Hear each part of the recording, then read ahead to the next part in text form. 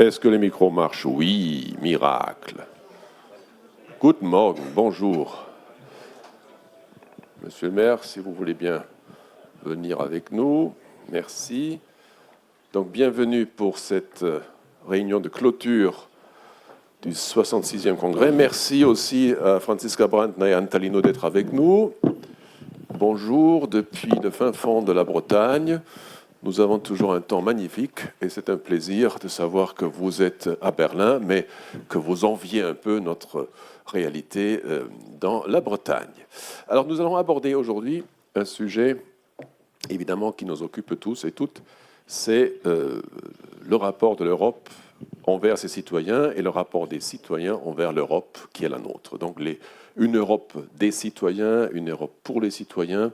Et si on en parle aujourd'hui, c'est aussi parce qu'apparemment, cela ne va pas de soi. Normalement, une construction politique est faite pour les citoyennes et citoyens. Et si c'était si simple, il ne faudrait pas en parler. Donc si on en parle, et ça fait un moment qu'on en discute, quel rôle des citoyens, comment les citoyens peuvent s'impliquer dans cette construction européenne, quel est le rôle des citoyens dans la construction institutionnelle de l'Europe, quel est le rapport entre les institutions communautaires, donc Parlement, Commission et Conseil, et la Cour, évidemment, pour ne pas l'oublier.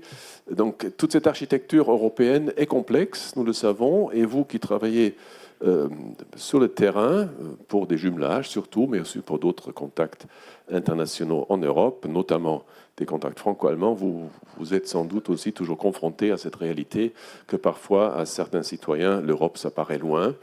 Et nous allons essayer de mieux comprendre quels échelons nous pouvons imaginer dans cette réalité européenne qui est quand même, après tout, la nôtre, même si pour les uns et les autres, Bruxelles, ça peut paraître une planète à part. Voilà. Alors, j'ai le plaisir d'avoir avec nous sur le podium 3 spécialistes, chacun et chacune dans ses spécialisations. Il y a Frédéric Petit, député des Français à l'étranger, je dirais presque au niveau européen, pour simplifier. Vous direz après ce qui en est vraiment. Donc une circonscription vraiment très très vaste. Et il siège en même temps à Paris à l'Assemblée nationale. Donc c'est un cas assez particulier. Nous avons une députée allemande, Franziska Brandner, qui était au Parlement européen, qui peut donc témoigner des deux réalités. Députée européenne avec une certaine forme de représentativité des citoyennes et citoyens, une autre forme de représentation parce que la circonscription qu'elle vient de gagner une deuxième fois à Heidelberg, c'est une circonscription plus petite, donc on sera tout à fait intéressé de vous écouter sur ces différentes réalités. Edmond Hervé, député à l'Assemblée nationale, mais aussi maire de Rennes, donc il connaît bien les deux réalités de terrain d'un côté et une représentation à l'Assemblée à Paris d'autre part, et Marion Gaillard, évidemment, qui va regarder ça avec un regard vol d'oiseau pour nous éclairer sur ces réalités européennes, parce qu'elle est historienne et politologue qui a travaillé beaucoup sur ces institutions et aussi sur la citoyenneté européenne. Et enfin, Anne Talino. Bonjour Anne, à l'OFAGE, l'Office franco-allemand pour la jeunesse. Et là, on abordera sans doute des questions de pédagogie, parce que vous savez bien que l'Europe, ça ne s'apprend pas tout seul. Il faut être conscient et il faut avoir la possibilité de s'approprier une réalité européenne, et c'est notamment vrai pour les jeunes générations. Alors nous avons de quoi discuter, et je commencerai peut-être par Frédéric Petit, comme je disais, donc un député qui doit beaucoup courir et beaucoup se déplacer pour voir ses électrices et ses électeurs. Peut-être vous pourriez nous éclairer un peu ce que ça signifie pour vous, l'Europe, dans cette réalité d'un député quand même à l'Assemblée nationale. Oui, merci. C'est un système assez particulier, effectivement. Donc je suis un élu français comme mes collègues qui font le tour de leur circonscription à vélo tous les samedis matins.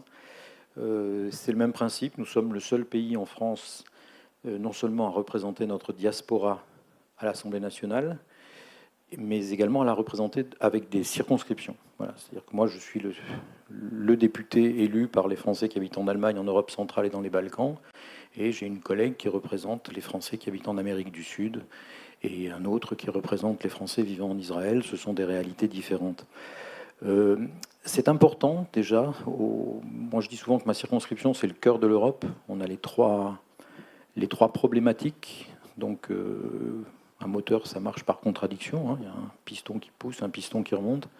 Et on a la problématique franco-allemande, on a la problématique de ce que j'appelle les râleurs. Donc, en technique, on dit le V4. Voilà, donc Pologne, Europe centrale. Et puis j'ai les Balkans. Les Balkans, je dis souvent que les Balkans sont l'avenir de l'Europe.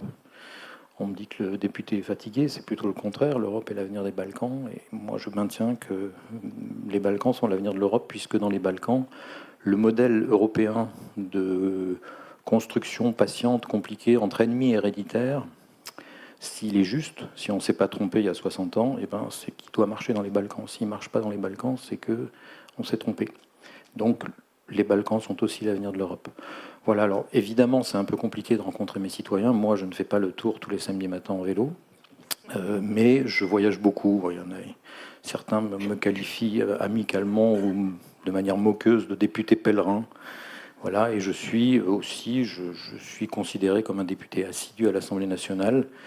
Alors les gens se demandent mais comment vous faites? Parce qu'effectivement, quand on voyage peu, quand on est peu habitué à cette Europe concrète, moi j'ai beaucoup longtemps travaillé dans l'industrie, dans la PME, donc voilà, j'ai même une petite entreprise, j'ai été mandataire social d'une petite entreprise en Serbie, j'ai eu une usine à Hódmezővásárhely, c'est le seul nom que je sais dire en hongrois. Voilà, et donc quand on s'organise, ben on s'organise. Il y a des circonscriptions de montagne, il y a des circonscriptions de pêcheurs, et il y a des circonscriptions où il faut savoir voyager. Ce qui est important, c'est qu'au cœur de mon mandat, j'ai mis la confrontation citoyenne, ce que j'appelle la confrontation fraternelle. C'est-à-dire que dès le début, je n'ai pas attendu le grand débat ou ce genre de choses. Nous avons décidé avec mon équipe de voyager, d'aller discuter avec ceux qui ne sont pas d'accord, d'aller chercher ceux qui ne sont pas d'accord. En fait, c'est ça que je dis. Et c'est quelque chose qui est assez enthousiasmant. Je crois que ce qui manque, pour répondre maintenant plus à la question, est ce que je constate, puisque je ne suis pas un homme politique depuis très longtemps, nous n'avons pas, et ce qui nous manque, c'est nous n'avons pas d'espace public européen. Espace public au sens agora, c'est-à-dire d'un endroit où un citoyen naturellement va sortir et rencontrer les autres. Si nous en avons un, en fait, il y en a un qui marche bien, il y a un espace public européen qui marche bien, c'est le football. C'est-à-dire vous pouvez avoir un Roumain qui va se disputer avec un Espagnol pour savoir si un club allemand a eu raison de jouer comme ci ou comme ça devant un club italien. Ça marche, et c'est un peu ce que je veux dire. Nous n'avons pas ça, et nous sommes certains à réfléchir à comment créer ce genre de choses. Dernière remarque avant de vous rendre la parole. J'ai une histoire avec l'Europe de l'Est. J'habite à Cracovie. Je connais bien, j'y suis arrivé en 86 la première fois. Je crois qu'il faut se garder de croire qu'on peut donner des ordres aux citoyens, quelle que soit la bonne volonté qu'on a. Donc que ces espaces publics européens, cette Europe des citoyens, même si ça prend du temps, il faut la créer par le bas. Voilà, il faut prendre le temps. On est quand même le seul groupement politique qui a décidé de laisser 27 langues, ou 24 langues en fait exactement, 24 langues. C'est un choix politique, il faut l'assumer, ça veut dire que ça met plus longtemps. Voilà, ce n'est pas la France qui a décidé au moment où on a créé la République française de dire qu'il n'y aura qu'une langue. Voilà, tout ça, c'est des choix qui sont des choix logiques, et il faut les assumer et prendre le temps de leurs conséquences.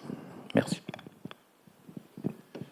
Franziska Brandner, avant de vous poser une question sur justement la fonction du Parlement européen par rapport à l'Assemblée allemande, dites-nous pour quand le gouvernement allemand? Merci. J'espère avant Noël.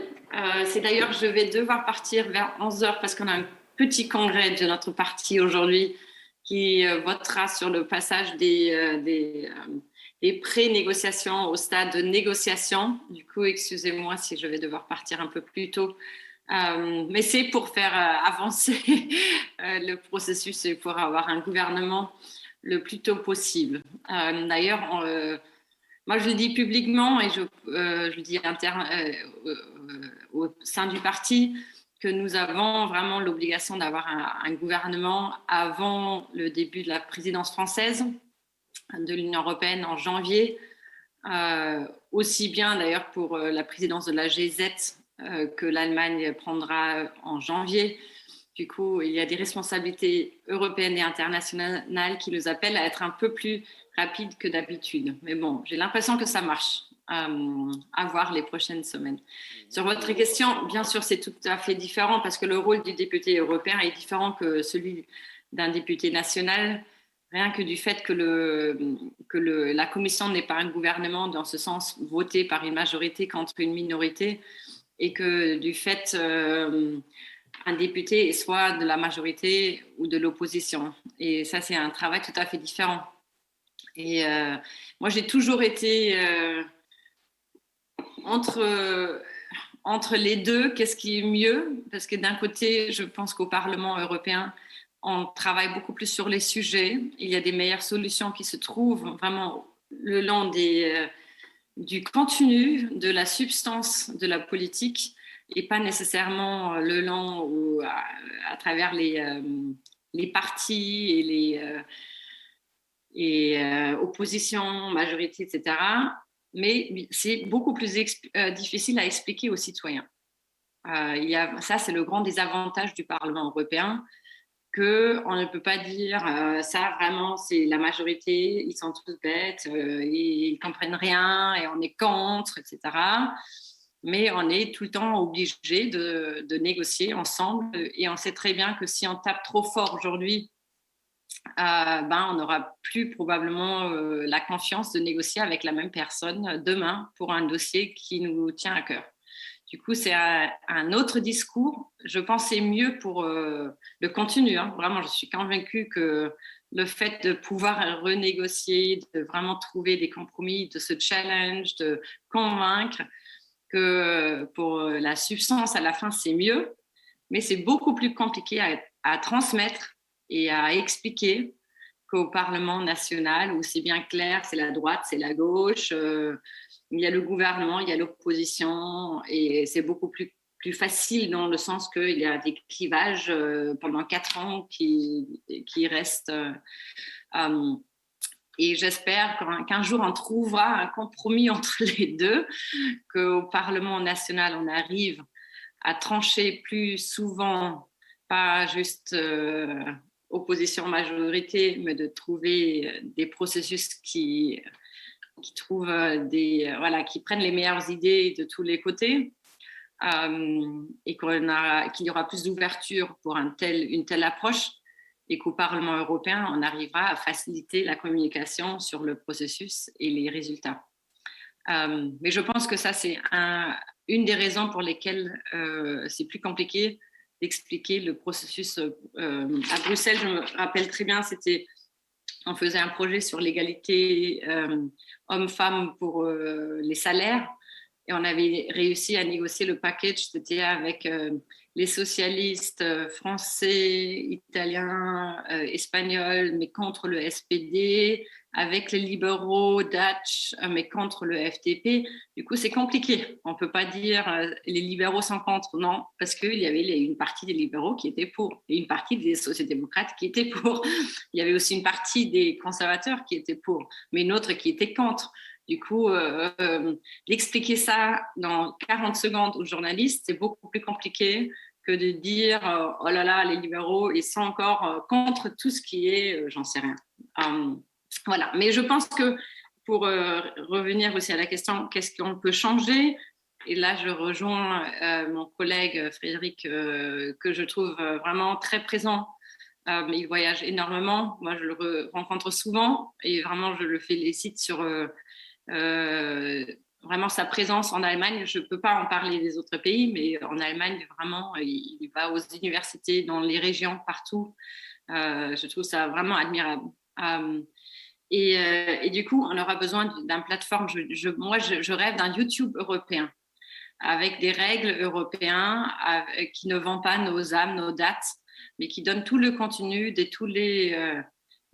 pas juste Arte, mais du public, de la TF1, de la ZDF, aussi des autres pays qui présentent le contenu de nos universités, de nos recherches, et qui permettrait en même temps d'interagir un peu comme Facebook, mais de faire ça d'une manière sûre et pro-européenne, dans le sens que c'est notre cadre légal qui protège nos données. Ça, moi, je pense que ça pourrait être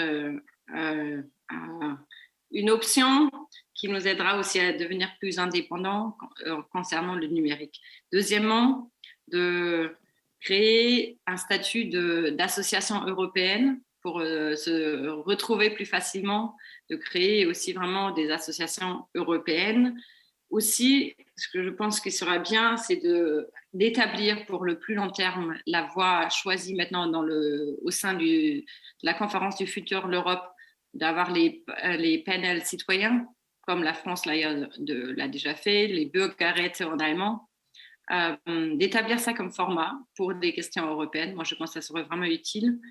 Et à la fin, c'est vous aussi, les associations franco-allemandes, des associations allemandes, polonaises, mais les citoyens qui travaillent sur l'Europe, qui s'échangent, qui se retrouvent, qui se rencontrent. Et à mon avis, ça doit être soutenu encore davantage. On a fait des pas dans le franco-allemand avec le Bürgerfonds, avec le Fonds citoyen, mais je pense qu'on peut encore en apprendre, élargir aussi l'OFAGE, de soutenir davantage tout échange des citoyens en Europe. Merci pour toutes ces propositions. En effet, il y a du travail. Et ce qui revient, évidemment, dans tous ces débats autour du futur de l'Europe et d'une implication plus systématique des citoyens, c'est d'un côté tout ce qui est médias. On a souvent discuté des médias européens, ça n'a pas vraiment marché. Il y a eu, bien sûr, des partenariats intéressants entre les grands journaux classiques, traditionnels, nationaux, échanges de commentaires, échanges de pages entières même, mais ça n'a jamais vraiment pris. Donc, avec le numérique, peut-être, on peut en effet aller vers la création d'un outil plutôt genre YouTube pour faire de la formation politique, au fond, à la citoyenneté. On viendra sur ce sujet plus tard, pour permettre au plus grand nombre possible de vraiment s'informer et d'être informés par ceux qui savent et qui ne vont pas diffuser des fake news. Et le deuxième volet, là aussi on reviendra là-dessus, c'est les formes de participation. Vous avez mentionné les formats de participation, que ce soit les conseils citoyens. Le grand débat est un exemple en France. En Allemagne, on a fait les Bürgerräte au niveau régional, national. Je pense là aussi, il y a un potentiel qu'il faudra développer. Ça ne va pas marcher pour tout et pour chaque détail, mais ça peut très bien marcher à différents échelons. Merci pour ces propositions. Espérons qu'on pourra reprendre le dialogue entre Français, Allemands et d'autres pays européens pour avancer dans cet esprit. Je me tourne vers Edmond Hervé, évidemment, qui est chez lui, pour ainsi dire, parce qu'ancien maire de Rennes, vous êtes vraiment celui qui connaît le mieux tout ce territoire. D'un côté, une Bretagne qui toujours a voulu être assez indépendante et pour elle, en même temps un pays tout à fait ouvert, non pas seulement vers la mer, évidemment, mais aussi vers l'Europe. Donc je pense que dans votre activité de maire, aussi bien que de député, vous avez aussi abordé des questions européennes. Pour revenir sur cette question de la représentativité de notre système parlementaire, on a compris qu'au niveau européen, c'est compliqué de transmettre le fonctionnement, parce que c'est en effet compliqué. Si vous comparez votre expérience de maire et de député à l'Assemblée, où est-ce que vous vous êtes senti plus à l'aise par rapport aux citoyens qui vous ont élus? Incontestablement en tant que maire. Et je vous remercie de m'avoir invité. Je suis doublement attaché au lieu où nous nous trouvons, parce que ma commune d'origine, une grande commune du temps de ma naissance de 650 habitants, c'est La Bouillie, mais dans le canton de Matignon. Alors, il y a 3 éléments qui m'ont ouvert les portes sur l'Europe. Le premier, je suis de formation juriste, et j'ai eu la chance, lorsque je terminais mes études de droit, à l'époque c'était la licence, aujourd'hui c'est le master, d'avoir un professeur de droit européen qui était un homme très convaincu et qui d'ailleurs par la suite a appartenu à mon équipe municipale en charge des relations internationales. Et si j'évoque ce premier contact, c'est parce qu'il est nécessaire, la connaissance du droit est nécessaire, mais je ne pense pas que c'est en décrivant nos institutions que nous pourrons sensibiliser immédiatement nos concitoyens. Deuxième élément, j'étais très heureux de connaître votre parcours. Il se trouve que le 15 août 1972, je suis par hasard au pèlerinage de la Vierge Noire à Cracovie. Là, j'ai vu ce que pouvait être en 1972 l'Europe, ou tout au moins une partie de l'Europe. Je n'insisterai pas. Et puis, en tant que maire de Rennes... C'était pas un hasard pour les Polonais. Non, ce n'était pas un hasard. Hein. J'ai vu, si vous voulez, pour simplifier, le rapport de force qui existait au sein de cette Pologne, mais pas simplement au sein de cette Pologne. Et je faisais ce voyage dans le cadre d'une démarche organisée par un club très, très européen, qui était le club Léo Lagrange. Bon. Et troisième élément fondateur, c'est bien évidemment en tant que maire, la ville de Rennes, comme la ville de Saint-Brieuc, comme d'autres villes qui sont représentées, est jumelée avec la ville d'Erlangen en Bavière. Le jumelage Rennes-Erlangen date de 1964. C'est mon prédécesseur, Henri Fréville, qui, avec son homologue, le docteur Ladès, a signé la charte de jumelage. Mon prédécesseur, Henri Fréville, est un démocrate chrétien, universitaire, ancien résistant, profondément européen. Et je faisais un très rapide calcul.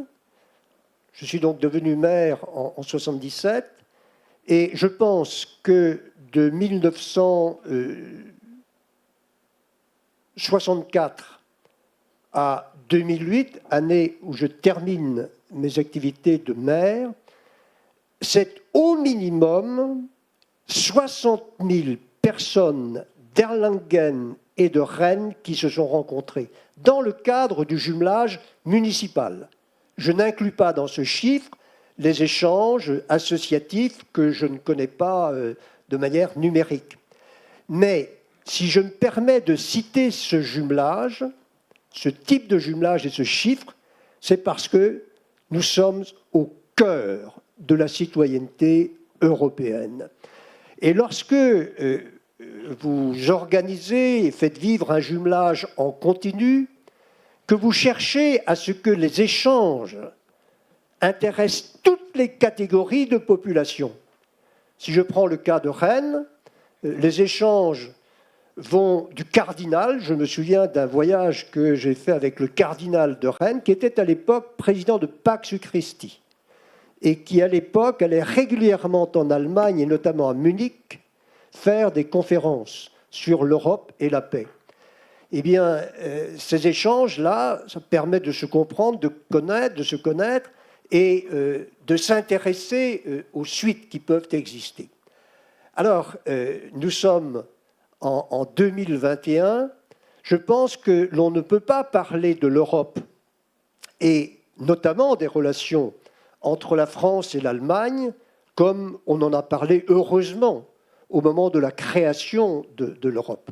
Et à ce sujet, j'ai toujours rendu hommage aux personnes, notamment aux maires français et allemands, qui, dans les années 40, 50 ou 60, ont lancé ces jumelages.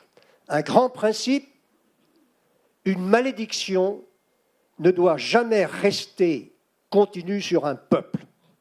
Si une malédiction reste continue sur un peuple, quel qu'il soit, c'est à désespérer de l'humanité. Et c'est pour cela qu'il est nécessaire que nous soyons les uns et les autres optimistes. Et je me permets de faire une incidente. Je trouve qu'une partie de l'élite française, intellectuelle notamment, qu'elle soit de gauche ou de droite, est d'un pessimisme que je ne partage pas.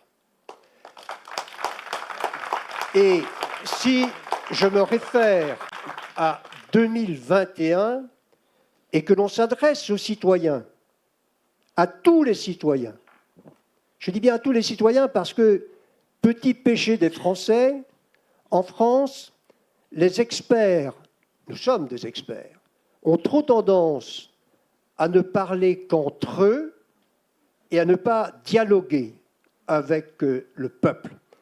Si je pense à la conjoncture actuelle, nous ne sommes plus au temps de la guerre froide. Et, toujours conjoncture, j'apprécierais que l'on analyse ce qui vient de se passer à la suite de la crise de la Covid-19. Crise de la Covid-19 très intéressante à étudier en ce qui concerne notre sujet. Nous avons vu que la mondialisation intéresse le sanitaire, elle n'intéresse pas que les rapports économiques. Mais concernant les rapports économiques au niveau mondial, nous avons vu aussi ce que peut être la dépendance d'un pays par rapport à d'autres. Et c'est là que nous devons nous pencher sur la notion de souveraineté. Personnellement, je suis l'avocat d'une souveraineté européenne. Nous ne sommes plus au temps de la guerre froide. Le monde, c'est un monde de rapport de force, un rapport de puissance. Les États-Unis sont nos amis. Mais il est important que, dans le cadre de la souveraineté européenne, nous prenions les uns et les autres les voies et les moyens pour acquérir une certaine indépendance, condition du rapport de dialogue et de force qu'il doit y avoir dans ce monde, avec bien évidemment la Chine, avec les États-Unis. Et si j'évoque le rapport entre la France et les États-Unis, l'Europe et les États-Unis, il y a un grand sujet qui se trouve posé. C'est l'atlantisme, c'est négociations qu'il peut y avoir entre nous. Je pense aussi à la Russie, même si je pense que Poutine n'est pas dans le sens de l'histoire, bien évidemment. Je pense à l'Inde, puis je pense à ce que Chateaubriand appelait ce grand continent malheureux, à savoir l'Afrique.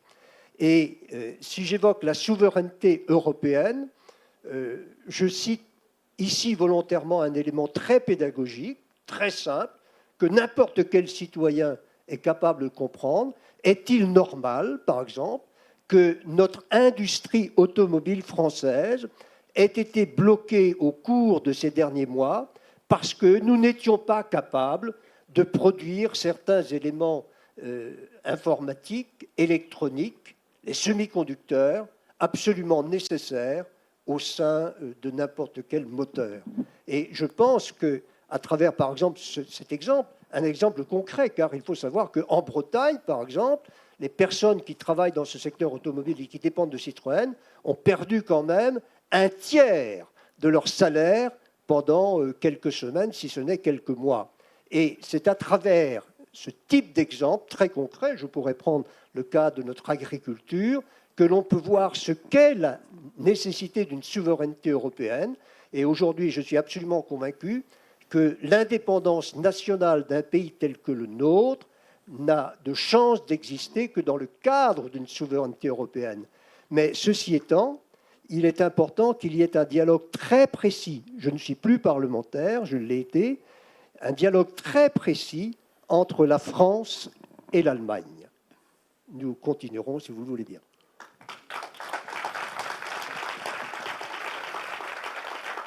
Ah, pauvre modérateur. Moi qui voulais passer la parole à ma voisine, je ne peux plus le faire, parce que là, je dois réagir pour vous dire une chose. Le terme même, et je me demande comment les pauvres interprètes l'ont traduit en allemand, parce que le sujet souveraineté européenne suscite du côté allemand des réactions peut-être pas complètement analogues à ce que vous avez en tête quand vous le dites. C'est pour ça que, si vous me permettez, je vais quand même profiter de la présence de Franziska Brandner avant qu'elle doive partir, pour qu'elle réagisse là-dessus. Moi-même, je serai dans 10 jours à l'Assemblée nationale pour une audition justement sur ce sujet, parce qu'il y a donc une commission parlementaire qui s'est créée pour comprendre la position des différents acteurs allemands sur cette question de souveraineté. Et là, il faut absolument louer tous les députés et leurs collaborateurs qui ont compris qu'il y avait un problème de langage, là, de langue. Comment traduire souveraineté. Donc là, ça devient passionnant. Avant de vous repasser la parole, j'aimerais bien entendre Franziska Brandner. Pardonnez-moi, oui. l'expression, c'est très important.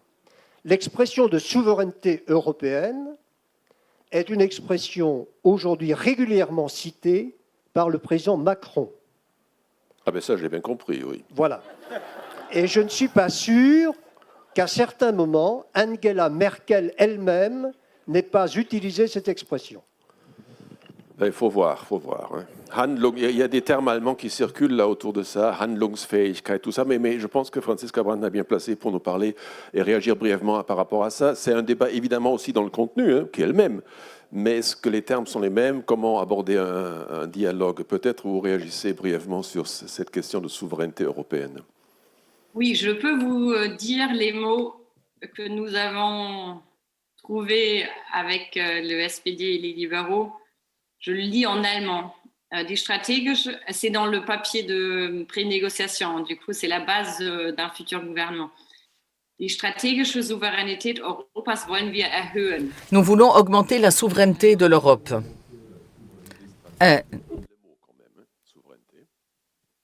Mais stratégique.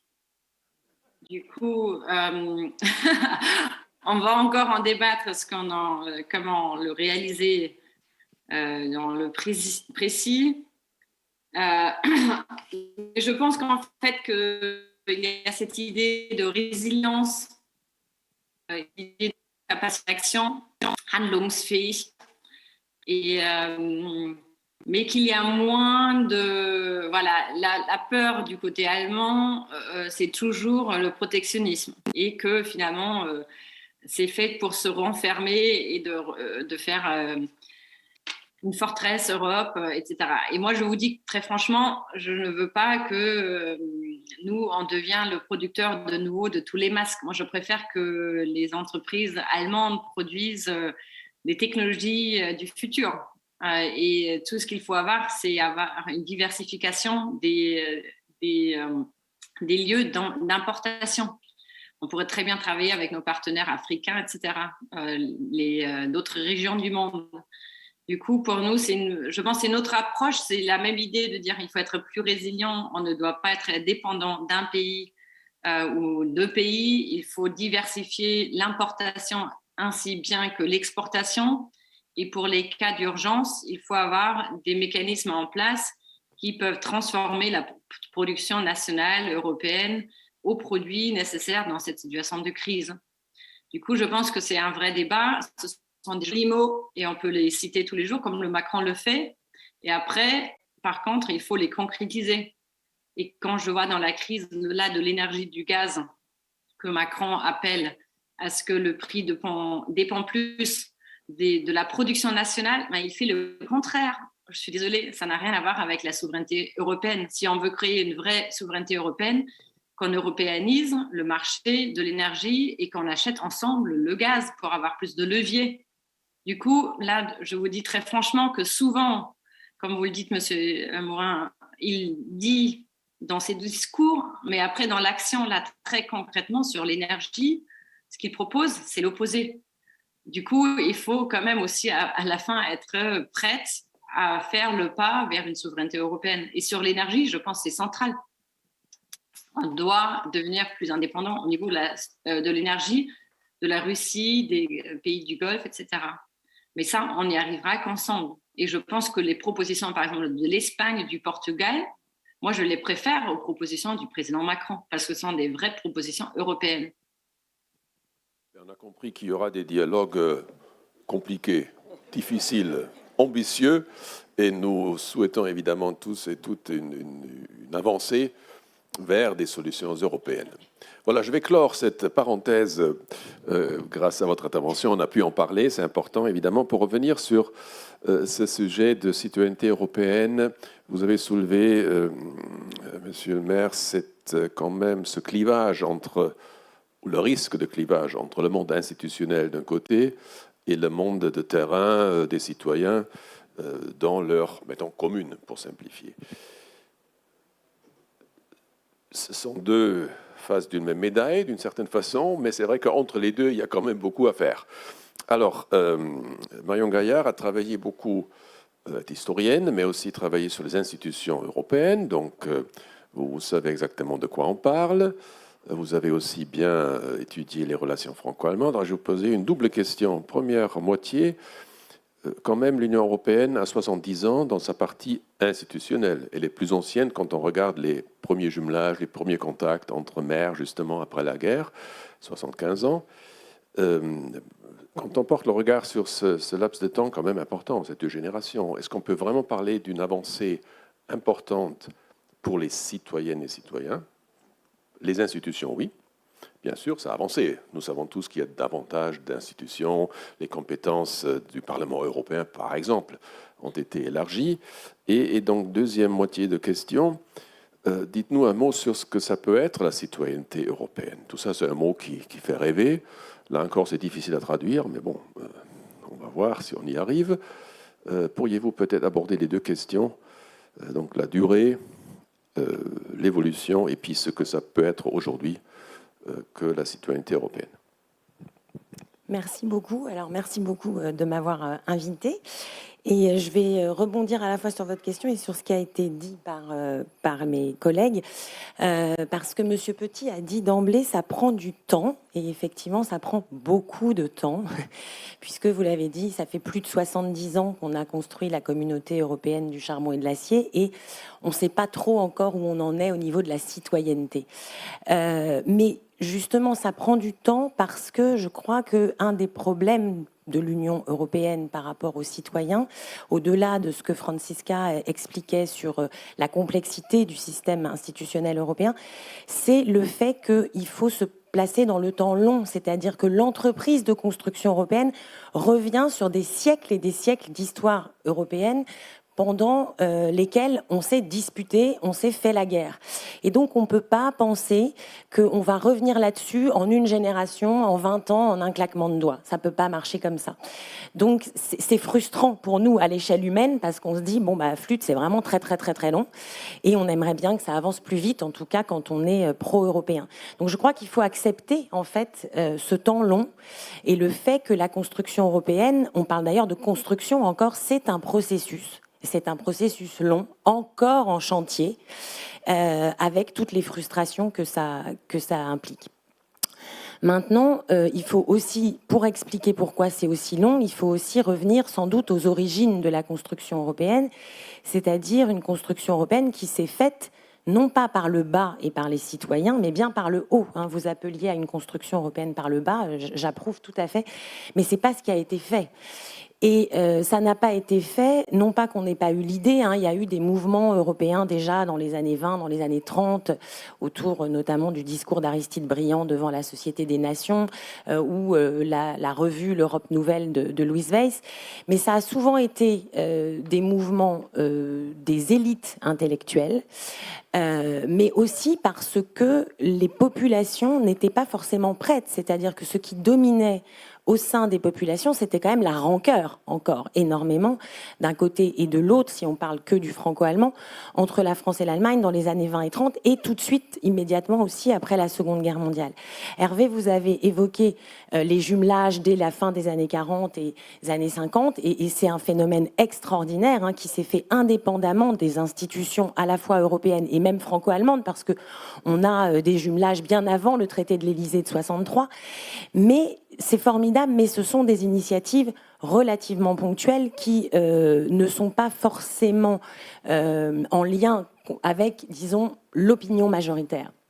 Et effectivement, pourquoi on a fait l'Europe par le haut? En grande partie parce que les populations étaient encore marquées par ces rancœurs. Et il y avait, moi j'ai étudié par exemple les débats de ratification à l'Assemblée nationale des traités européens, et notamment du traité CECA et du traité CE en 1957. Et il y a une germanophobie, mais absolument incroyable dans ces débats. Et je ne parle même pas des débats autour de la communauté européenne de défense. Alors là, c'est pire.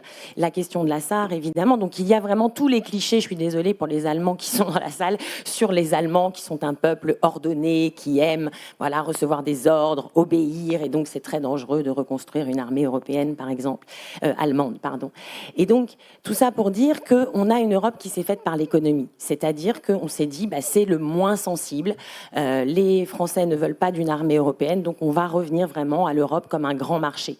Et donc on a fait pendant des décennies cette Europe par le haut, par les élites intellectuelles, financières, économiques, et puis ça a duré comme ça dans ce que les politologues appellent le consensus permissif, c'est-à-dire qu'en fait, bon, les populations trouvent que l'Europe c'est pas mal, on les consulte pas trop sur la question européenne, et puis les décennies passent et ça va bien comme ça. Et puis finalement, le tournant, ce sont les années 80, avec cette idée déjà, donc vous me disiez ça prend du temps, qu'il faut rapprocher l'Europe des citoyens. Alors déjà dans les années 80, donc il y a quand même 40 ans, on nous dit il faut rapprocher l'Europe des citoyens. Bon, vous voyez où on en est, je ne sais pas si elle est très rapprochée des citoyens aujourd'hui, mais enfin, ça progresse tout doucement. Et donc il y a quelques initiatives, et notamment parce qu'on est aujourd'hui dans le cadre du franco-allemand, une initiative essentielle, c'est celle de François Mitterrand et Helmut Kohl, qui signent en juillet 84 un accord de libre circulation des personnes entre les deux pays. C'est très important parce que le traité de Rome, qui crée la communauté économique européenne, c'est la libre circulation des travailleurs. On est dans une Europe économique et c'est donc l'homme en tant qu'acteur économique qui est pris en compte dans les traités, dans le traité de Rome, et non pas l'homme en tant que personne. Et ça, c'est ce qui va changer dans les années 80. Et c'est vraiment un tournant majeur. Parce que l'accord franco-allemand, c'est la libre circulation des personnes, suivent Schengen, et suivent l'acte unique européen. Et l'acte unique européen, c'est la réaffirmation des 4 libertés de circulation qui sont inscrites dans le traité de Rome, sauf que c'est la libre circulation des personnes et pas seulement des travailleurs. Et ça, c'est le début de l'Europe des citoyens, pour moi, hein. C'est très important, c'est ce qui permet aussi la migration du travail, par exemple, au sein de l'Union européenne aujourd'hui. Donc on a des étapes comme cela qui sont très importantes et qui se concrétisent effectivement avec le traité de Maastricht en 92, qui crée la citoyenneté européenne. Donc c'est long, parce qu'on a créé la citoyenneté européenne en 92, et aujourd'hui, bon, je ne sais pas effectivement si elle existe beaucoup. Et donc j'en viens à votre deuxième question, qu'est-ce que la citoyenneté ? Et justement, la citoyenneté, c'est d'abord une citoyenneté juridique, Edmond parlait de droits, c'est-à-dire des droits et des devoirs. Et donc la première partie, les droits, on en a obtenu effectivement avec la libre circulation des travailleurs, puis la libre circulation des personnes, le droit d'élire nos députés européens au Parlement européen depuis 1979, le traité de Maastricht qui crée cette citoyenneté européenne. Ok, donc on a quelques droits. On n'a pas tous les droits, puisqu'on n'a pas le droit de participer aux élections nationales. Donc si un Allemand qui habite en France et qui n'a pas la nationalité française ne pourra pas participer aux élections présidentielles de 2022. Quelle chance. Comme ça, il n'aura pas à se poser trop de questions dans cette élection qui s'annonce terrifiante. Ou un citoyen français qui habite en Allemagne n'a pas pu voter pour les élections du 26 septembre, par exemple. Donc il y a des limites à ces droits qui sont non négligeables. Mais il y a aussi, dans une citoyenneté au plan juridique, des droits et des devoirs. Et c'est aussi là que le bas blesse. Alors vous allez me dire, qui a envie d'avoir des devoirs ? Finalement, on est super content d'avoir des droits sans avoir de devoirs. C'est quand même très, très, très, très bien.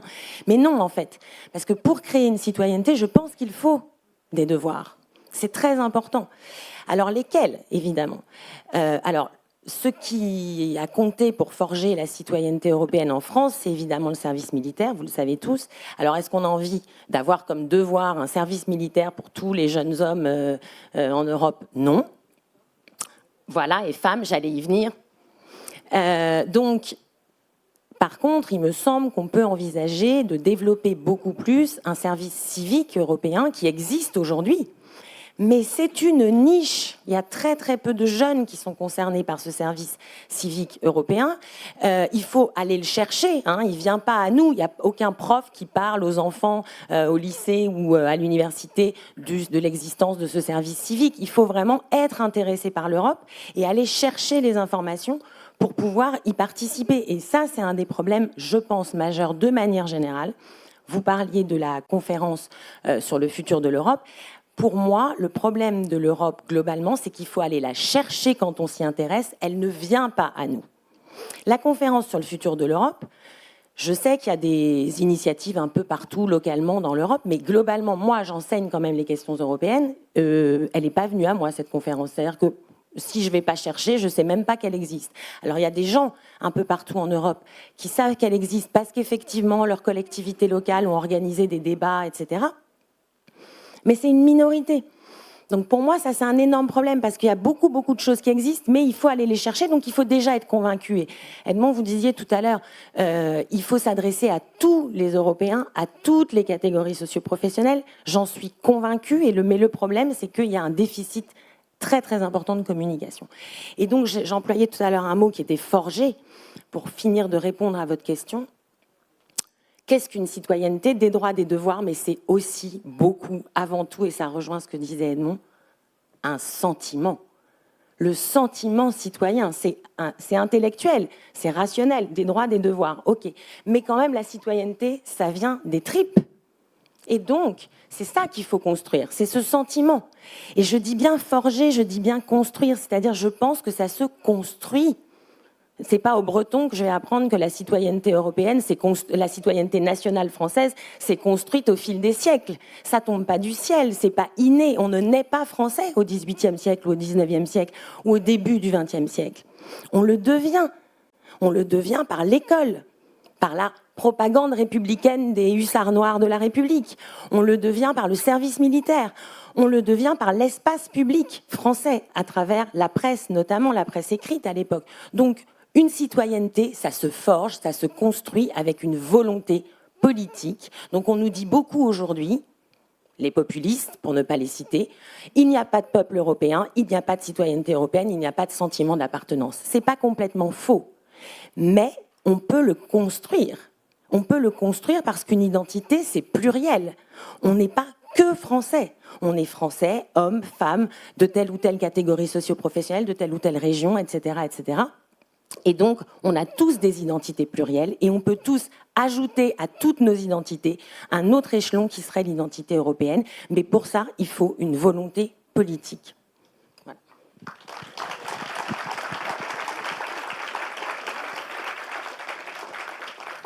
Construire, en effet, et on parlera de ça avec Antalino Delofage sur la pédagogie, évidemment aussi, qui doit être consciente de ce besoin de construire. Peut-être un dernier mot à Francesca Branda, qui doit partir dans quelques minutes. Vous-même, vous êtes un exemple de construction, si vous voulez, de conscience européenne, d'un parcours franco-allemand. Est-ce que dans les débats que vous avez eus au Parlement européen, aussi bien maintenant qu'au niveau du Bundestag, est-ce qu'il y a une conscience qu'il faut multiplier les offres d'échange, pas seulement pour les étudiants, l'Erasmus+, qui a été beaucoup boosté dans le dernier budget européen? Est-ce qu'il y a une conscience? Est-ce qu'on peut espérer une plus forte réalité par rapport à ces échanges? Oui, je pense qu'a priori, il y a une volonté politique d'élargir, pas juste dans le sens de nombre, mais aussi de background socio-économique et aussi de migration de ceux qui participent. Et moi, je pense que ça, c'est important qu'on arrive vraiment à faire participer tous et toutes. Et ça, c'est à l'OFAGE aussi, je sais, le grand challenge d'élargir, pas juste au sens de nombre, de chiffres, mais au sens de background et de profondeur de l'échange. Et oui, comme vous dites, moi, je suis un produit franco-allemand parce que j'étais à l'école franco-allemande. À l'époque, d'ailleurs, c'était une école... moi, j'ai pris le bus militaire de Mülheim pour aller au lycée franco-allemand de Freiburg. C'était un bus militaire et c'était tous des enfants des militaires. Moi, j'étais un peu une exception dans ce bus militaire, mais je pense que la France avait bien raison de permettre aux enfants allemands d'utiliser aussi ce bus. Sinon, j'aurais jamais pu arriver à Freiburg. Mais je me rappelle très bien qu'à l'époque, c'était encore pas du tout acquis. Mais c'était une question. Est-ce qu'un enfant allemand qui n'a pas des parents français militaires peut utiliser ce bus militaire payé par les Français? Mais bon, ce sont des débats que je pense aujourd'hui n'existent plus, mais je ne suis pas si vieille non plus. Et du coup, je pense qu'il faut élargir ceci, il faut avoir plus d'écoles, il faut apprendre franco-allemande apprendre l'allemand. Je me suis battue pour ça au Baden-Württemberg. J'espère qu'on y arrivera. Je pense qu'en Allemagne, ce n'est pas une question nationale, mais c'est au niveau des Länder de décider.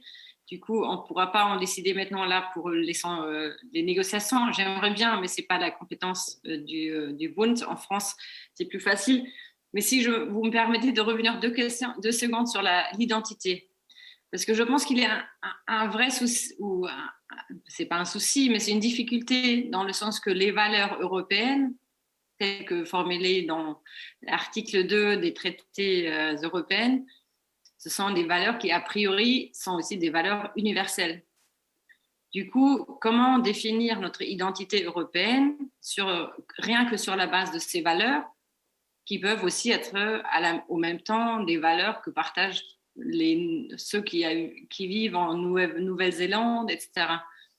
Et je pense qu'on a toujours eu peur de donner un attachement, un ancrage plus européen à cette identité. Et je pense qu'un de ces volets, c'est notre économie sociale, un autre modèle de la protection sociale, de santé, d'éducation, etc. Mais il n'y a pas nécessairement un accord à 100% sur cette question en Europe. C'est ça ce qui le rend plus difficile. Mais je pense que c'est ça, par exemple, qui fait la différence entre nous et d'autres pays qui partagent a priori des valeurs universelles des droits de l'homme, etc. Et il y a une autre histoire de notre continent qui n'a pas toujours été paisible, mais qu'on doit raconter davantage aussi ce qui s'est passé avant Victor Hugo qui voyageait. Il y a un livre maintenant sur son voyage à Heidelberg. Et je le raconte parce que c'est aussi l'Europe.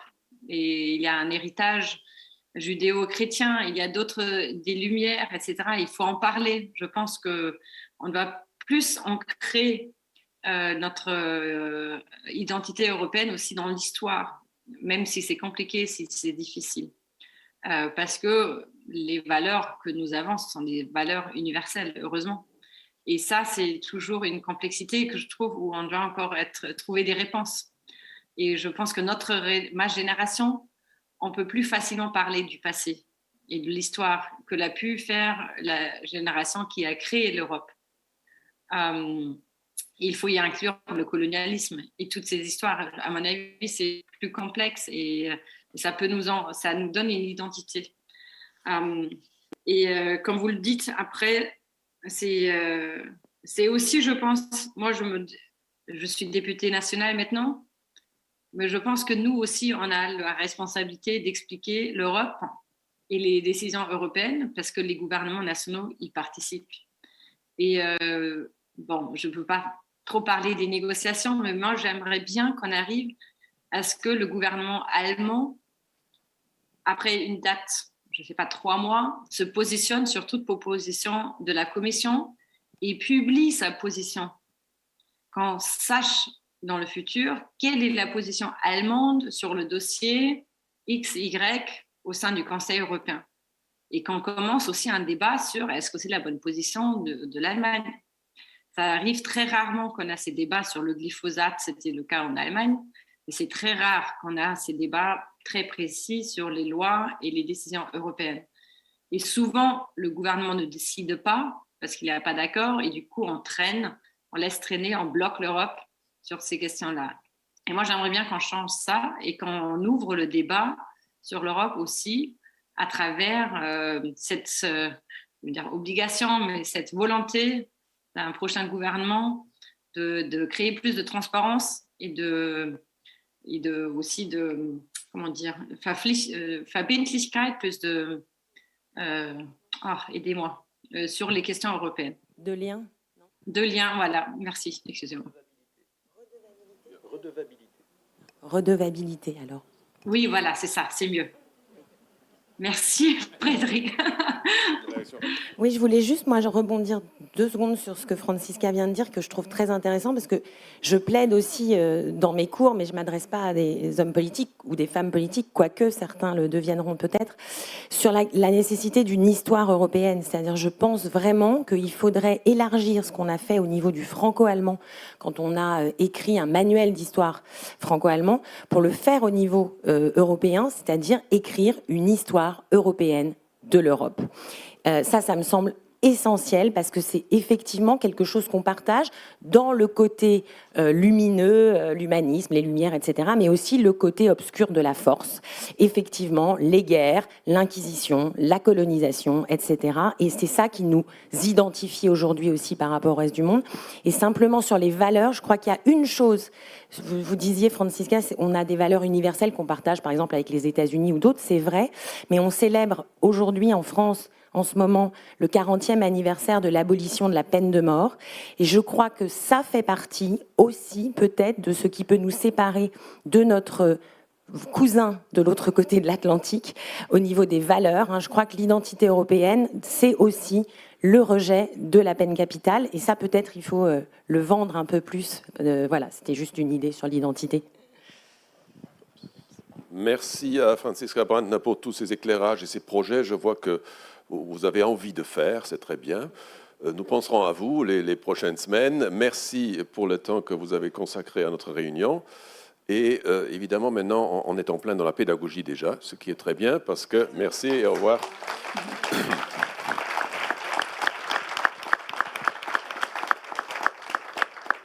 On a compris aussi que le ramassage scolaire peut être une mission très noble des militaires.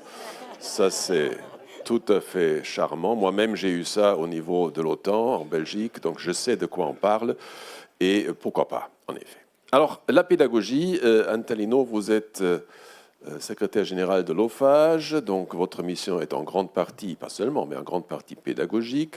L'OFAGE était une création tout à fait originelle en 1963. Depuis, vous avez échangé et mis en contact des millions de jeunes. Au début, c'était assez exclusivement franco-allemand. Depuis, on a beaucoup élargi les programmes vers des programmes trilatéraux, des programmes un peu plus européens.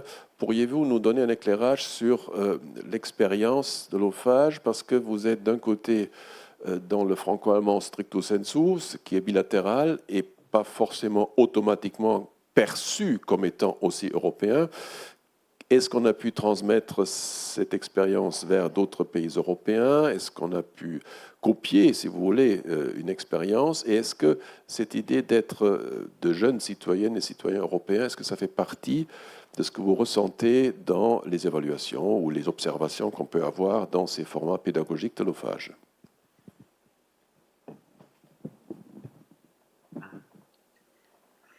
Merci beaucoup, merci pour cette question et je suis ravie d'être parmi vous ce matin, même si malheureusement ce n'est pas sous le beau soleil de la Bretagne. Est-ce que, juste avant de commencer, moi je voudrais aussi réagir et faire le lien entre ce qui vient d'être dit et mon propos. D'abord, Marion Gaillard vient juste d'évoquer le manuel d'histoire franco-allemand pour avoir en son temps suivi de loin, mais en tout cas la difficile naissance de ce manuel ainsi que ses aventures par la suite. Je pense pour ma part que si on voulait porter une proposition plus aisément peut-être réalisable entre nos 27 pays, on pourrait aussi commencer par, dans les programmes d'histoire des 27 pays, un chapitre commun consacré à l'histoire européenne. Ça me paraîtrait peut-être moins problématique à mettre en œuvre, en tout cas être un très beau projet à porter. Et puis aussi en m'appuyant sur ce qu'a dit toujours Marion Gaillard et Francisca Brandner, on a parlé beaucoup de construction, d'identité et vous venez juste de le souligner. L'OFAGE est l'héritage d'une histoire qui commence en 1963. L'OFAGE est l'enfant, l'héritage de cette coopération franco-allemande et je crois que ça a été dit. Cette coopération franco-allemande, elle est unique dans l'histoire européenne et sans doute même à l'échelon plus global de notre histoire mondiale. Il n'y a pas ou peu d'exemples d'autres pays qui ont réussi, au terme de ces conflits qu'on connaît, à créer une coopération qui soit aussi forte, aussi profonde, même si effectivement elle a démarré d'en haut, des États, mais qui soit aussi intense, et ça, il faut le souligner. Francisca Brandner a aussi parlé et évoqué, je le remercie, la diversité, dans le cadre de votre question sur les échanges, le besoin de diversité des jeunes, ou en tout cas dans ces échanges, le fait qu'on on doit pouvoir proposer les bénéfices de nos projets d'échange, de nos projets de rencontre, des projets à l'intention des jeunes, à tous les jeunes, et pas seulement aux jeunes qui prennent allemand en première langue. Il y a des jeunes qui sont beaucoup plus éloignés de la mobilité que d'autres, pour plein de raisons, qu'elles soient géographiques ou sociales. Et effectivement, c'est une préoccupation de tous les instants à l'OFAGE. Nous avons environ 20%, un peu plus de 20% de nos jeunes qui sont ces jeunes les moins favorisés, et il nous importe énormément de pouvoir renforcer et creuser ce sillon. Et c'est très européen, et c'est très important pour nous, et là je fais le lien avec votre question, parce que ces échanges, ces mobilités, ces rencontres, elles contribuent en elles-mêmes au projet européen. Alors, le projet européen, il est inscrit dans l'ADN de l'OFAGE. C'est d'ailleurs une des priorités qu'on retrouve dans notre plan d'orientation. Et il est vrai, par exemple, que là, récemment, la pandémie a mis un coup d'arrêt assez sévère, puisque pendant 18 mois, les jeunes français, allemands et plus largement européens ont expérimenté quelque chose qu'ils n'avaient pas connu quand ils sont très jeunes, c'est-à-dire ne plus pouvoir se déplacer librement, de devoir remontrer, sans doute même au premier temps de la pandémie, des passeports quand on pouvait traverser la frontière, voire des frontières fermées dans la région transfrontalière, qui ont d'ailleurs généré beaucoup de traumatismes. Il nous apparaît donc aujourd'hui absolument nécessaire de faire reprendre ces projets de rencontres, de mobilité, et heureusement que les participants au congrès de la FAFA sont des acteurs de cette reprise. C'est pour ça d'ailleurs que nous avons adopté récemment, avant l'été, un plan de relance des échanges de jeunes entre la France, l'Allemagne et plus largement en Europe, puisque, et ça vous l'avez souligné, 15% environ de nos participants sont des jeunes d'un troisième pays, qui sont donc situés dans l'Europe orientale notamment, en Europe de l'Est, dans les Balkans ou bien dans la région du Maghreb. Dans le cadre de cette relance, nous avons et nous participons à des projets en faveur de l'Europe, puisqu'il s'agit vraiment là de faire Europe. Alors, il y a un appel à projet, par exemple, Jeunes et plein d'Europe. Et là, nous souhaitons que celui-ci ait le plus de retentissement possible. Donc, j'en profite pour m'adresser aussi directement aux participants du congrès de la FAFA. Et dans les jumelages, n'hésitez pas, c'est simple, et ça fera évidemment œuvre utile. Et d'ailleurs, dans le cadre de cet appel à projet, on peut, par exemple, ça a été évoqué plusieurs fois, mettre en œuvre des conférences pour l'avenir de l'Europe. Et nous-mêmes, nous allons en mettre une en œuvre binationale fin novembre, entre Leipzig et Dresde, où nous aurons 120 jeunes franco-allemands qui vont dialoguer et faire naître des projets que nous aurons d'ailleurs à cœur de porter et de financer pour l'avenir de l'Europe. Nous sommes aussi évidemment présents, nous avons été présents dans le cadre de la présidence allemande pour l'Union européenne, mais il y a de nombreux projets qui se mettent en place dans le cadre de la présidence française de l'Union européenne, et l'OFAGE a évidemment à cœur d'y participer à diverses rencontres, et que ce soit des rencontres portées sur l'avenir de l'Europe ou que ce soit des projets qui portent sur l'aspect mémoriel, puisqu'on a souligné pendant ce débat à quel point l'inscription dans l'histoire était importante. Je pense notamment à un projet qui s'appelle Convoi 77 sur les derniers convois des camps de concentration. En tout cas, nous participerons nous participerons à ces projets dans le cadre de la PFUE. Et puis, plus largement, nous pensons que l'inscription dans le projet européen, elle se fait aussi par l'éveil de la conscience citoyenne des jeunes. Nous avons aujourd'hui absolument besoin, pour pouvoir s'inscrire dans ce projet européen, du soutien, de l'adhésion au projet démocratique de la jeunesse. Au sortir de la pandémie, nous savons que la jeunesse, elle ne va pas extrêmement bien. Ça a été très, très dur pour les jeunes, que ce soit sur des plans personnels, sur des plans sociaux, sur le plan de la formation, sur le plan de l'insertion professionnelle. Et il y a une forme parfois de désillusion, parfois de révolte. Il y a un livre en France dont on a beaucoup parlé qui vient de sortir sur la jeunesse française qui s'appelle La fracture. Je crois que le titre est très évocateur à partir de sondages. En tout cas, il nous faut absolument essayer de susciter cette adhésion des jeunes à nos systèmes démocratiques. Nous l'avons vu aux dernières élections régionales en France, la participation électorale des jeunes était vraiment catastrophique. Il y a des échéances donc en Allemagne, la Superwahljahr qui viennent d'avoir lieu, il y a des échéances électorales dans 6 mois en France, et nous souhaitons à l'OFAGE pouvoir porter un certain nombre de projets en faveur de cette éducation citoyenne. Et nous avons un grand partenaire allemand, Bundeszentrale für politische Bildung, la centrale pour l'éducation citoyenne, qui nous a permis de lancer là aussi des appels à projets en faveur de la mobilisation des jeunes, et nous en sommes évidemment extrêmement heureux. Alors, vous avez évoqué les projets avec d'autres pays, puisque effectivement, il y a cette relation privilégiée entre la France et l'Allemagne, mais quid par exemple d'autres pays européens. Nous avons là aussi, il y a une longue histoire de l'OFAGE, par exemple, qui a été très présente dans la région des Balkans, puisque ce que nous valorisions à l'OFAGE, le dialogue entre les jeunes, la société civile, pour permettre de faire œuvre de paix, pouvait évidemment se transposer malheureusement à d'autres régions du monde, voire en Europe. Et nous avons été très heureux de voir que un frère, une sœur de l'OFAGE a pu naître grâce aussi à l'intervention, enfin au soutien de l'OFAGE dans les Balkans avec le RAICO en 2019. Et ça nous donne un partenaire avec lequel travailler, développer des projets et faire œuvre utile.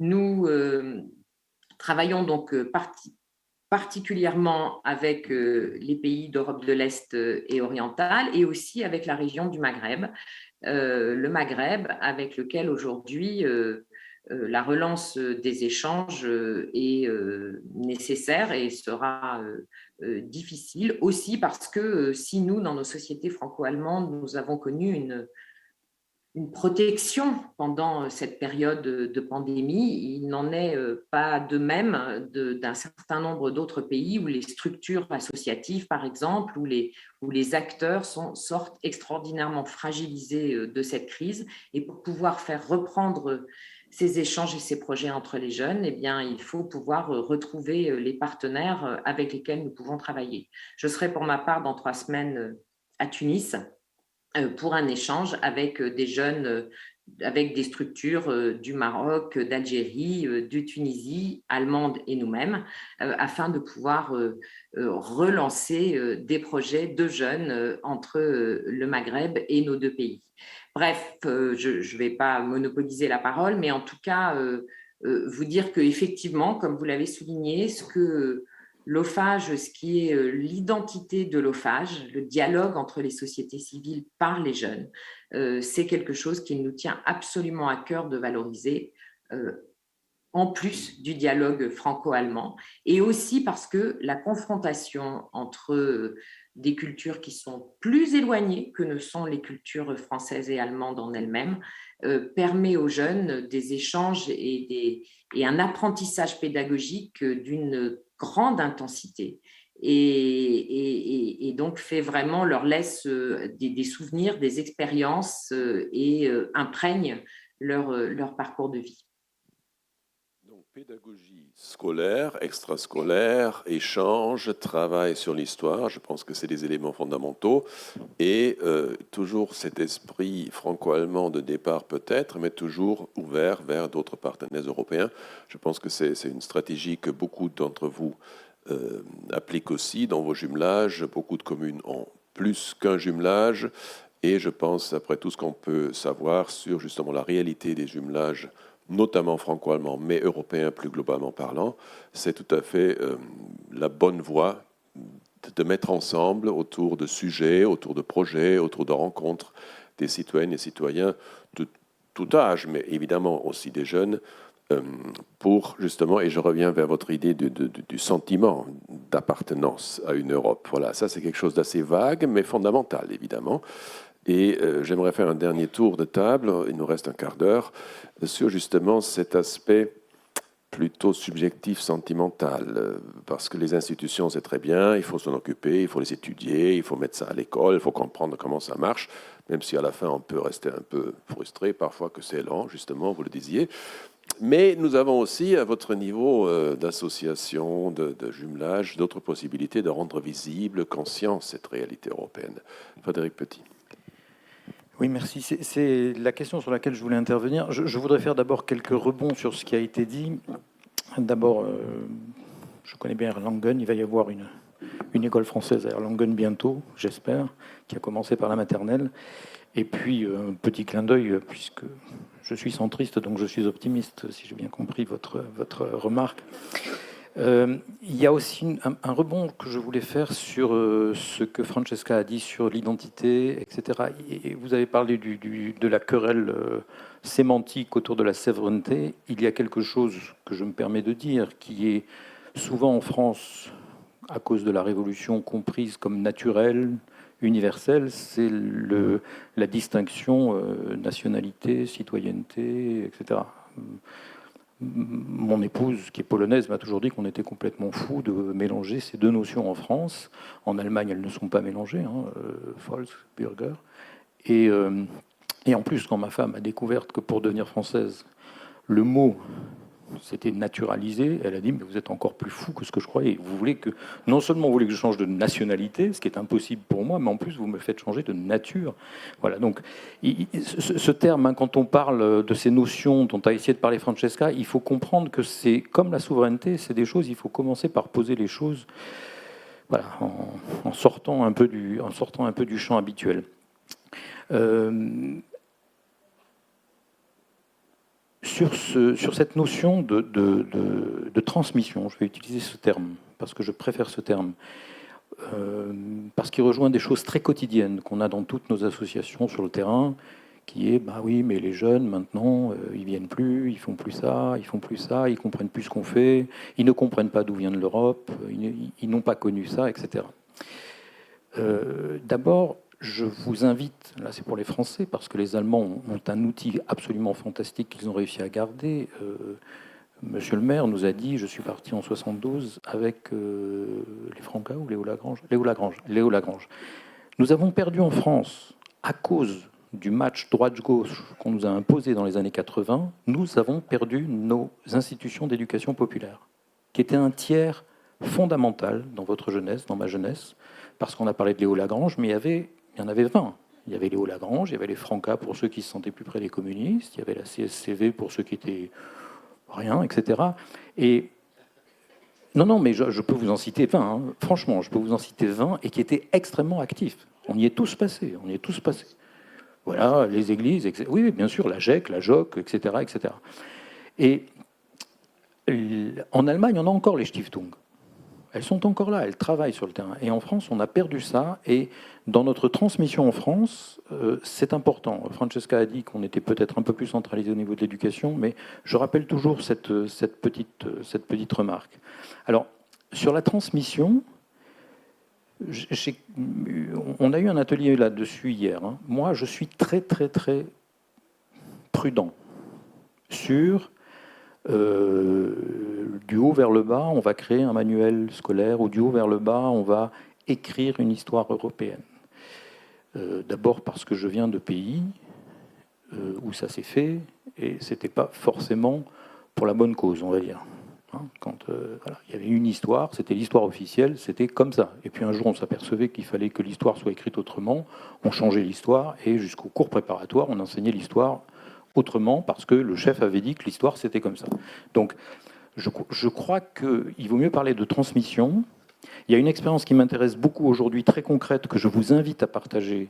C'est ce que fait Lamassoure, Monsieur Lamassoure, qui a remarquez qu'une fois que le manuel était écrit, hein, le franco-allemand, il y en a eu un aussi, il y a une expérience très belle entre Pologne, Lituanie, Biélorussie, Ukraine, dans les années 90. Il n'est pas forcément utilisé. Il n'est pas forcément... voilà, merci. J'étais plus prudent parce que voilà, il n'est pratiquement pas utilisé. Et donc ces questions-là, et son prénom Alain Lamassoure a eu l'idée, constatant ça, de créer plutôt un observatoire de l'enseignement de l'histoire. C'est-à-dire de dire, tu as le droit d'imposer, même en Bretagne, l'histoire de la Bretagne dans tes écoles. Tu as le droit d'être responsable de la transmission de ton histoire telle que tu la vois, telle que tu la réfléchis, telle que tu la sens affectivement, mais tu le fais en transparence avec tout le monde. C'est-à-dire qu'on crée un observatoire des narrations, on va dire. Voilà. Et puis on essaye de voir quand ça ne coïncide pas tout à fait à ce qu'on voulait. Donc je crois que cette notion n'est pas aussi simple et que c'est très sage qu'elle ne soit pas aussi simple que ce qu'on a dit. Après, un dernier mot encore sur la jeunesse, et je reprends ce que vous avez dit, monsieur le maire, sur vous avez parlé du modèle européen qui n'était pas le modèle des États-Unis, de la Chine, qu'on était quelque part, on a parlé des valeurs européennes. Je crois qu'il y a quelque chose que je dis, auquel je crois très profondément, même si c'est un peu contre-intuitif. Les jeunes aujourd'hui sont extrêmement engagés, extrêmement volontaires, plus que ce que nous avons été. C'est une minorité qui passe son temps à consommer et à faire des choses peu intéressantes. Il est peut-être normal que, n'ayant pas, ni leurs parents, connu les déchirements d'où nous venons, et connu l'originalité du modèle dans lequel eux sont nés, ont grandi et apprécient, par son Erasmus, ils n'ont plus de... Voilà, ils ont des copains polonais, des copains espagnols, etc. Par contre, nous sommes attaqués. Notre modèle est attaqué. Et ça, il est attaqué en Pologne aujourd'hui, sur la frontière, physiquement. Nous sommes attaqués aujourd'hui. L'Europe est attaquée par Loukachenko.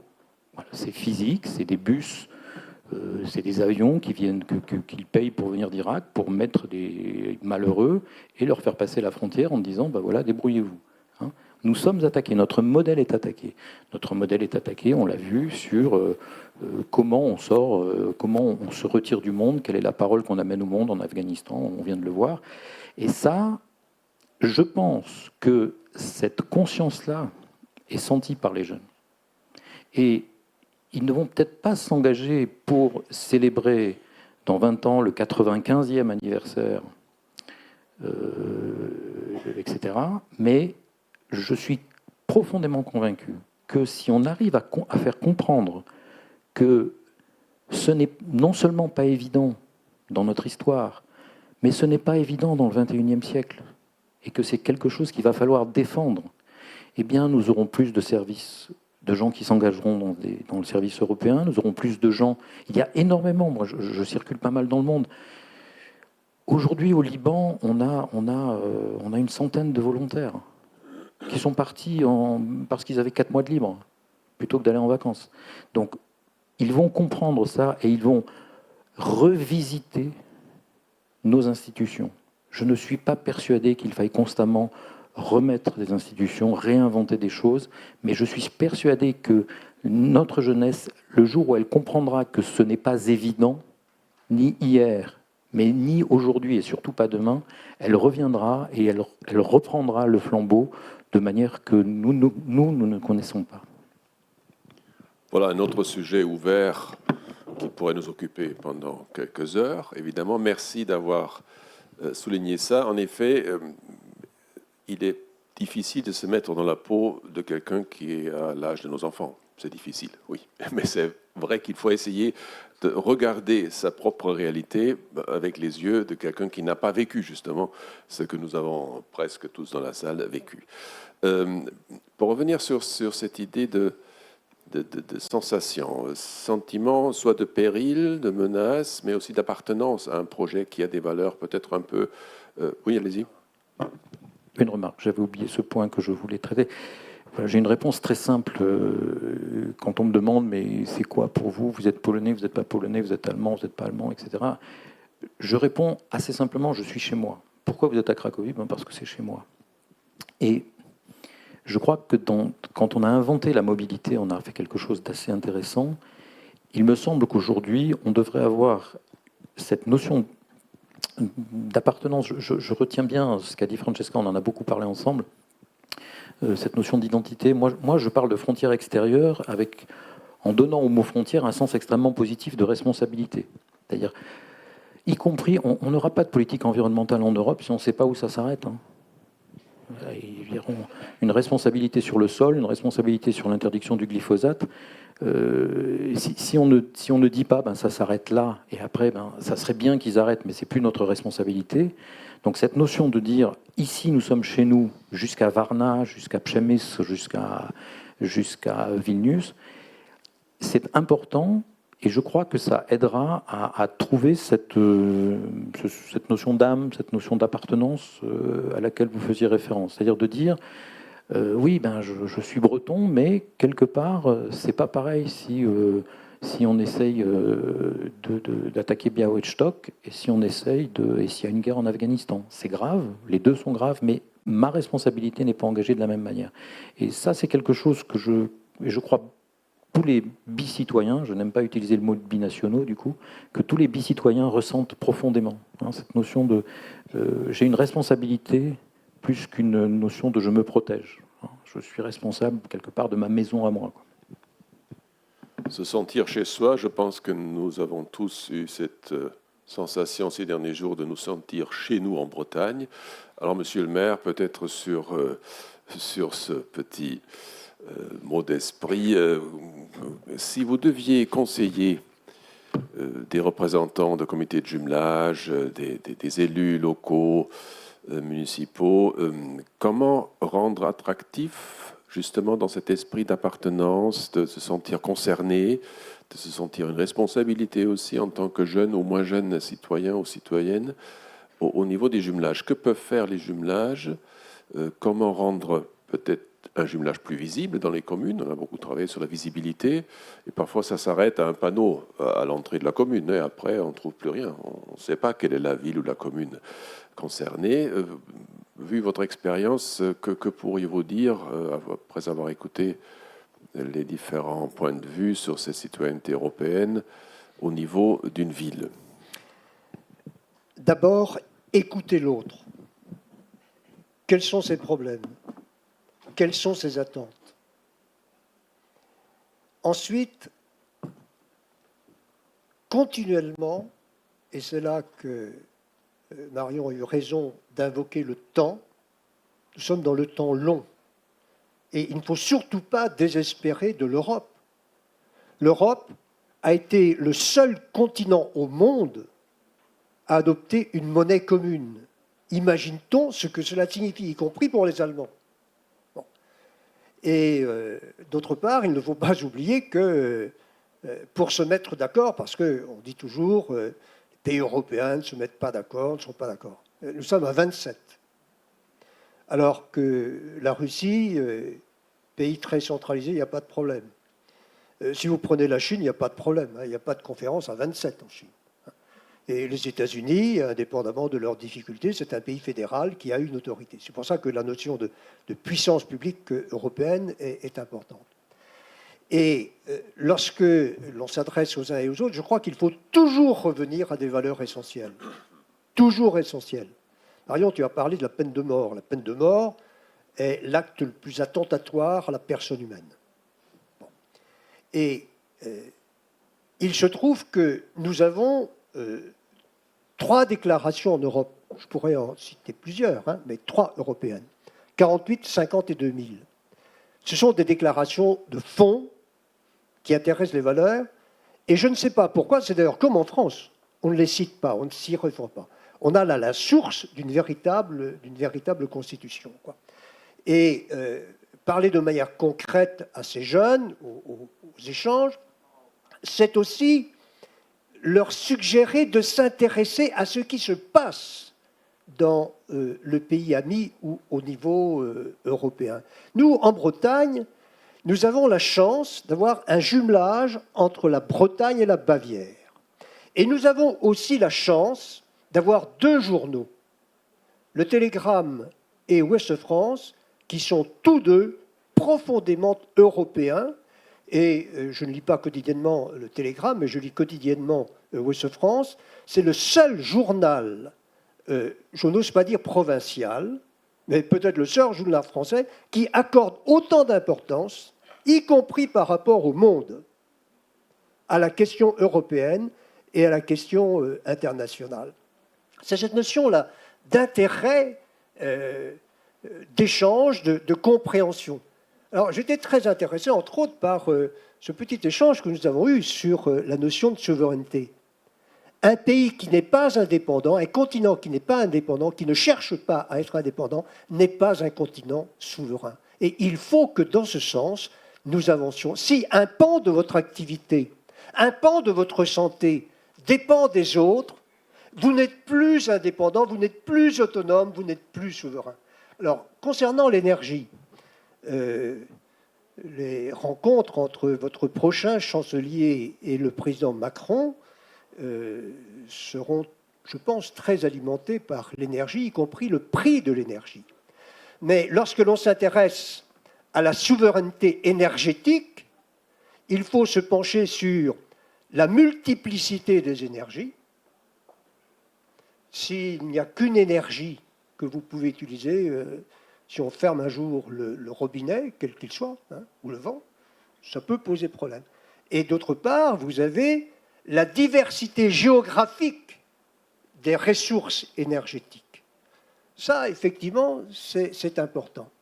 Et toujours s'intéressant aux jeunes, en leur parlant, même si certaines personnes tiennent des discours que je ne comprends pas ou que je n'accepte pas, mais on est en démocratie, il y a aussi, lorsque l'on appartient à une institution, des incarnations. Lorsque, tout comme beaucoup d'entre vous, j'ai suivi à la télévision la messe d'enterrement à Notre-Dame du président Mitterrand, et que j'ai vu les larmes d'Helmut Kohl, ces larmes valaient tous les discours, car nous étions au cœur d'une émotion de fraternité et de compréhension.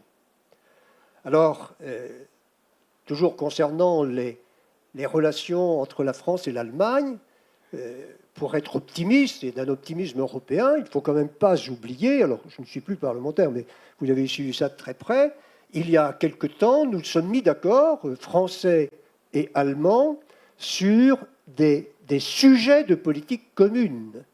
J'ai tenu à en faire une liste première. Tout d'abord, la gestion humanitaire des réfugiés et la protection des frontières extérieures. Ça, c'est un cas très concret. Deuxièmement, les politiques de sécurité et de défense. Vaste sujet.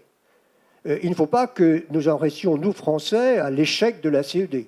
Même s'il ne faut pas rêver sur l'idée, me semble-t-il, dans l'immédiateté tout au moins, d'une armée commune européenne. Mais il y a des démarches très pratiques qui peuvent être faites, y compris contre le terrorisme. Je vois aussi le partenariat avec l'Afrique, fondamental. L'axe Euro-Afrique est un élément déterminant de notre civilisation. Les infrastructures infra-européennes, la transformation numérique, etc. Ce sont des sujets effectivement très, très concrets. Et je vais m'arrêter. Il y a un sujet que je voudrais évoquer, puisque nous allons devoir clore. Et je vais être très franc avec nos amis allemands, comme avec mes compatriotes. Pendant très longtemps, vous, gouvernement allemand, vous avez été très attachés à la règle selon laquelle, au niveau européen, le déficit des pays ne devait pas dépasser 3%. Vous avez même inscrit dans votre loi fondamentale de 2009 que votre État fédéral ne devait pas avoir un déficit dépassant 0,35%. Bon. Grande question, est-ce que ces règles de stabilité qui ont été acceptés un peu forcés au niveau de l'Europe vont demeurer. J'observe que l'Allemagne a pris quelques distances par rapport à ces règles, y compris au sein de l'Allemagne elle-même, puisque l'année dernière, vous avez contracté un emprunt de 158 milliards d'euros. Et qu'à la fin de l'année 2020, l'Allemagne a un déficit qu'elle n'avait jamais connu. Bon. J'observe aussi que lorsque, en accord avec le président Macron, Angela Merkel a soutenu, et ça a été accepté par l'ensemble des pays, un plan de relance post-Covid de 750 milliards d'euros, nous ne sommes plus dans les règles de la stabilité budgétaire. Lorsque vous-même, en Allemagne, vous avez passé un emprunt de 150 milliards de dollars, voilà quelques distances. Et certains commentateurs n'ont pas manqué de dire « mais l'Allemagne est en train de devenir keynésienne ». Alors je ne sais pas si ces entorses heureuses à la règle de l'équilibre budgétaire est conjoncturelle ou l'amorce d'une nouvelle politique. Je souhaite que, avec beaucoup de raisons de débat, nous ne nous enfermions pas dans cette règle des équilibres qui interdit finalement de recourir à l'emprunt ou à l'impôt. Pourquoi je dis cela? Parce que si nous voulons que l'Europe parle à tout le monde, il faut aussi, chers compatriotes français, qu'elle parle aux gilets jaunes, qu'elle parle à celles et à ceux qui ne circulent pas. Car le principe de la circulation, libre circulation des personnes, libre circulation des services, des capitaux, etc., n'intéresse pas tout le monde. Il y a beaucoup de sédentaires. Et je suis personnellement très heureux que, je l'espère, sans m'immiscer dans le fonctionnement allemand, que la proposition faite par celui qui éventuellement sera le futur chancelier soit acceptée, entre autres propositions, l'acceptation d'un salaire minimum européen. Ça, c'est une condition fondamentale d'une commission européenne, d'une communion européenne et d'une union européenne. Et je sais bien que les pays du Nord ont toujours été hostiles à cela. Toujours, parce qu'ils ont un système totalement différent du nôtre. Bon, ils ne veulent pas que ce soit négocié par la puissance publique. Mais ce futur chancelier de déclarer « OK pour le SMIC européen, salaire minimum européen », et s'il y a des pays qui ne veulent pas y participer parce que ce serait une diminution du salaire chez eux, acceptons le principe d'exception. C'est un élément extrêmement important sur lequel il faut que nous réfléchissions. L'Europe, moi, j'ai été étudiant comme beaucoup, il faut que les étudiants continuent de circuler, mais il faut aussi que l'Europe devienne une puissance. Et puisque on a parlé des élites, je voudrais terminer, et du jumelage, je voudrais terminer par une anecdote. Nous sommes en avril 1978, je reçois mon homologue d'Erlangen, le bourgmestre Dietmar Alweg, qui a succédé à un conservateur. Dietmar Alweg appartenait au SPD, très, très écologique. Et un samedi soir, vers 18h, je le prie de bien vouloir accepter mon excuse, car je dois me rendre à une cérémonie officielle.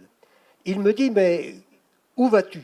Je lui dis, c'est la cérémonie de commémoration de l'ouverture des camps. Et il me dit immédiatement, je t'accompagne. Alors, vous voyez un peu la configuration d'une telle cérémonie, un monument Croix de Lorraine, les anciens déportés, combattants sont là, et je perçois immédiatement que l'arrivée de mon ami Dietmar Alweg jette un froid. Il est vrai que je n'avais pas eu le temps de les prévenir. À la fin de la cérémonie, certains viennent me dire « Mais pourquoi tu es venu avec cet Allemand ?» Et on a entamé une discussion. Le lendemain, il y avait une messe à la cathédrale célébrée par le cardinal qui a loué cette présence. Quelques jours plus tard, la pensée d'hostilité qui pouvait exister chez certaines associations d'anciens combattants avait totalement disparu et à partir de ce jour, toutes les associations d'anciens combattants de Rennes se sont liées avec leurs homologues d'Erlangen. Voilà un symbole personnalisé qui prouve l'importance de telle ou telle démarche que nous ne devons jamais oublier. Si le temps n'avait pas passé déjà amplement, j'aurais aimé vous demander si vous étiez candidat à la présidentielle de 2022. Pas de droit de réponse, c'était une blague. Si, je suis un citoyen attentif et amoureux de certaines valeurs. Ça, on l'a bien compris. Merci à vous tous et toutes d'avoir partagé ces 1h30 et même plus. Antalino, merci à vous d'avoir assisté à nos échanges. On a compris que les sujets sont nombreux, qu'il y aura des débats compliqués au niveau européen parce que les conceptions ne sont pas toujours les mêmes, même si on parle de la même chose apparemment. Et merci à vous tous et toutes d'être engagés dans vos coopérations d'abord de terrain, mais on a compris aussi que le terrain, c'est la base de tout autre niveau de construction européenne. Donc, sentez-vous rassurés dans ce que vous faites et portez le flambeau dont nous avons besoin pour illuminer notre futur. Merci.